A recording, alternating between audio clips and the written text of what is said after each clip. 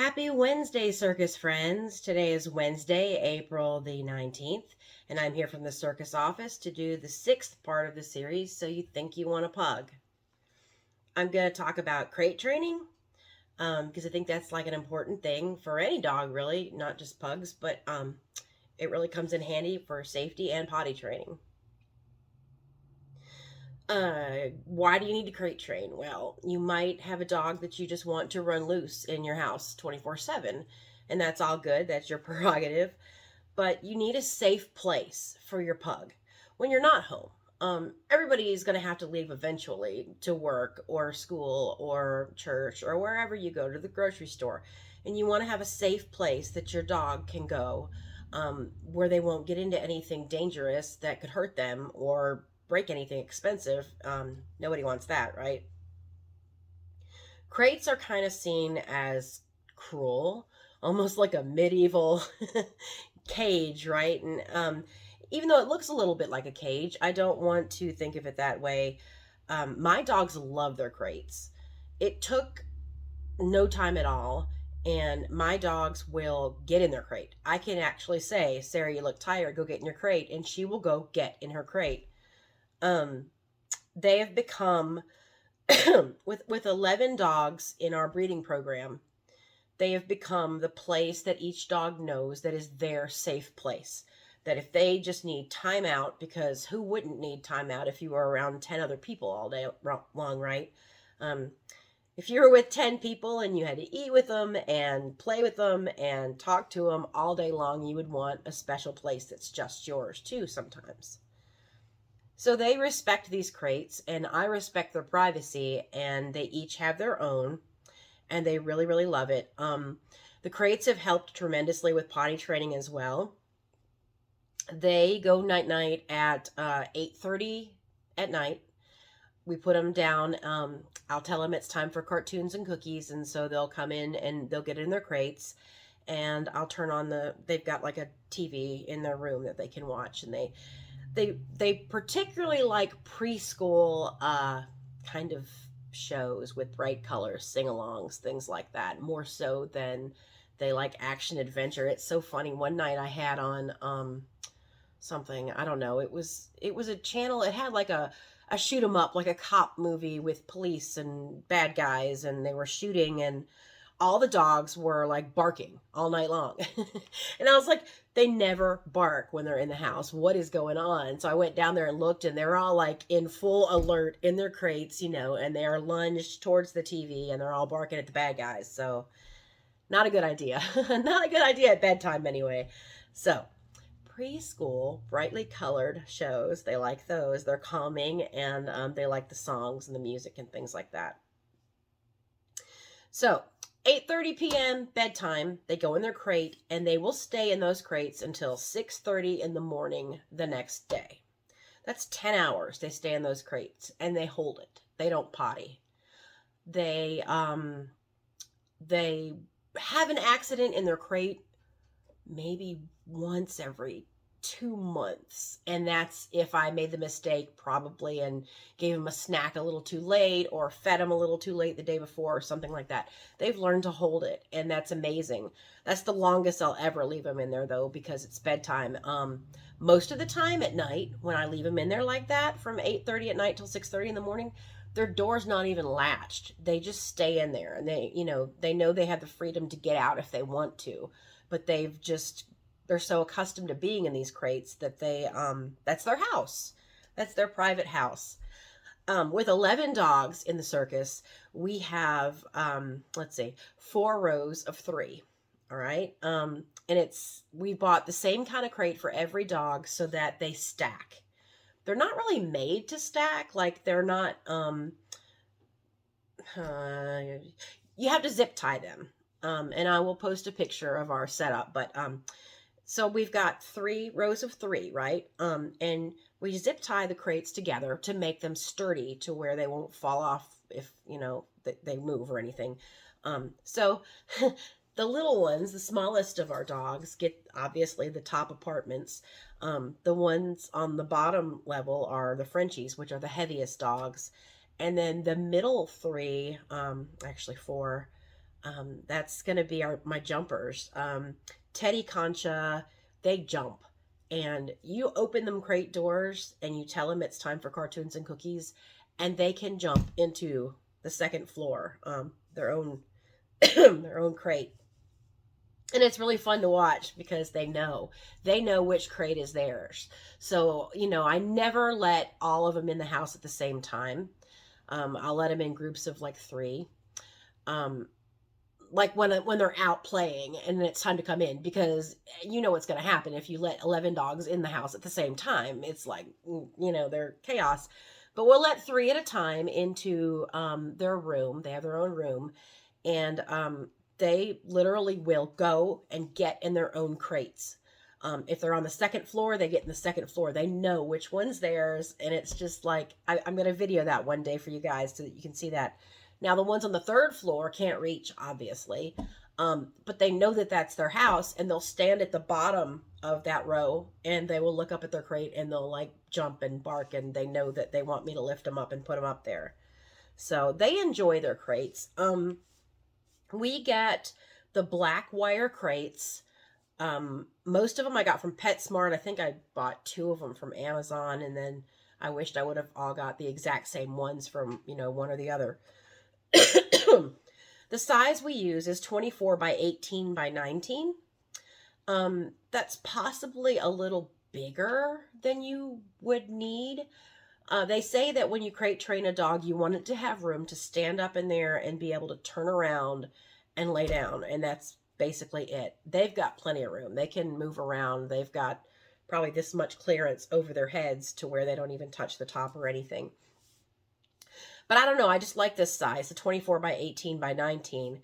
And the ones we bought from PetSmart are currently $31.99 at PetSmart. They're made by Global Source. They hose off really well, so if anybody has an accident or something, it's got like a removable pan. You can clean it really easy. And they like these. And they also, this particular model comes with a like a grate. Okay, so when you're first putting them in it, when you first get your puppy, and it's a little puppy, you don't want to buy a little crate, because you're going to have to buy a new crate in a couple of weeks, right, when your puppy grows. So you buy this size crate, and it comes with a grate. And what you're going to do is, it's like a divider.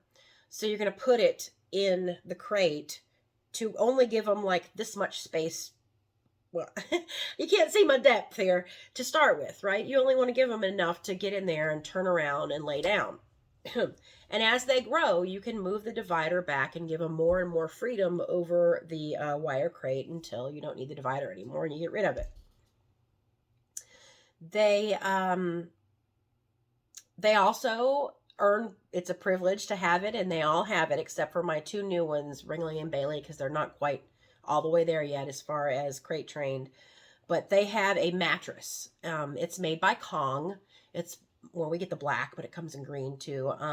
It's called their crate mat. And let's see, crate dog mat. And it is 23 inches by 16.5 inches. And it fits perfectly in that crate. So it's black, and it's made out of like almost like a military grade canvas. It's supposed to be pet proofed where they can't shred it. I've seen on the reviews, some people have dogs that can shred them, but knock on wood, my pugs and Frenchies have not been able to do this yet. So they get their own crate mat, and they get their own crate. And to make it even easier, on Amazon, I have found waterproof pillow protectors. They're made for humans. They're white. And I know white sounds bad, but I'll get to that in a minute. And like, they feel like terry cloth, almost like a towel. And it's like a pocket, and you slide a human pillow in it, and it's got a zipper. Okay. And their mattress fits perfect in the queen size one. So every morning I change their sheets. Those are their bed sheets, I call them. It's the queen size. They have the twin, queen, and full, and king, and all that. I get the queen. And a 4-pack of those on Amazon is $15.99. So about $4 a piece for these things. And I'll be honest, the zippers are kind of iffy. They don't last forever. But once the zippers blow out in them, I just kind of tuck them in because you've got a little bit extra, tuck them in and put it in there. So if they do have an accident, or if they went outside and played and they've got dirt or something on their mattress, every morning I just pull their mattress out of the sleeve, right? Put a clean one on, stick it back in, and they've all got clean mattresses. Um, White gets dirty really easy, especially with dogs. But I want white because, ta-da, I can see what's going on with them. If they maybe were playing and their nail got clipped. I had one of them that's toenail. I don't know how she did it. I guess she was playing outside and maybe they were play fighting and their toenail got kind of cut. So it went too short and it was bleeding a little bit. And I wouldn't have caught it had she not been on this white mattress, right? So it's good to have the white because you can see if anything's wrong. If the females go into heat, I'm going to see pink spots on their white mattress. And it's easier for me to keep up with the health and safety and what's going on with all of the animals because of these white sheets. So to sum it up, wire crates are great. They're great if you travel. The key is you want to get them used to these crates. Maybe you want your dog to sleep with you at night. Totally cool. But you want it to be used to the crate to where if there's ever an emergency or if you ever have to travel, they know their crate. That's their house. That's their safe place. And they're not going to totally freak when you put them in there. And every time you put them in, say like, go in your crate or house or whatever word you want to call that thing that is the square thing that they sit in. And then pretty soon they will be able to associate that word with, like, you can say, Concha, go get in your crate, and she'll go get in her crate. Crates are a lifesaver for me. I love them. They keep everybody tidy. They give everybody personal space. It's timeout time sometimes with 11 dogs. You can get a little crazy. And I'll rotate them in. I'll let some play outside and some come in, and I'll say cartoons and cookies, and they'll come run in the house and go get in their crate because they know I'm going to give them their cookies are their treats. That's the word that I chose to describe their dog treats. So they love cartoons and cookies. They lay in their crates and watch the TV and eat their stuff. So yeah, I would highly recommend a crate. The mattresses are an added touch. The mattress protectors are an added touch. And my dogs seem to love it. I know the mattress is ridiculously expensive. It's Kong. $44.99 is a lot for something, I think. But if you watch PetSmart, and if you haven't already, go online and subscribe to PetSmart's like Pet Perks program. They have sales all the time for like 20% off and everything. And I just wait for a sale and then I'll grab it then. But yeah, they love those mattresses, and I don't have to wash the mattresses. I've had to wash them before I got the protectors. You just throw the mattress in the washing machine. This particular size will fit in your washer, but if you have like a Great Dane size, it probably wouldn't. But with those protectors, every morning I just change them. I buy like twice as many protectors as I have mattresses, and I always have a clean one, and it's great. So that's how we do it. That is how we keep everybody sane. And like I said, they enjoy their crates. They'll get in them by themselves. Even if I leave the door open, they'll stay in there unless they just don't want to be in there, in which case I don't want to force them to. So yeah, that's their house. And each one has a little metal bone that says their name on it so that I know which house is theirs. They know. They'll never let me put them in the wrong one. But anyway, so that is it, circus friends, circus crate training, and I shall see you next time. Thanks for watching, and if you have anything to add about crate training or what's worked for you or what kind of crate you use, put it in the comments below, and we will see it and learn from you too.